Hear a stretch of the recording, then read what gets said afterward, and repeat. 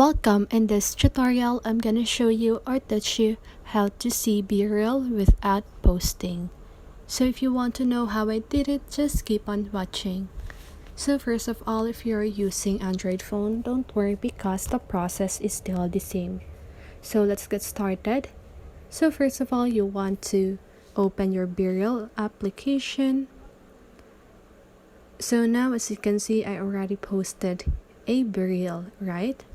So there's no other way to view others' posts when you don't want to post your own BeReal.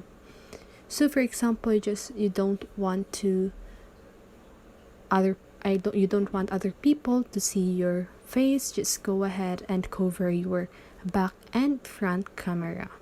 Okay, so as you can see, that's what I did. So once you've posted that, just go ahead and click on discovery, and now you can just go ahead and scroll and view other people BeReal posts. So that's it. That is how you see BeReal without posting. So I hope this video helped you, and if it did, make sure to like, subscribe, and hit the bell notification so you won't miss a video.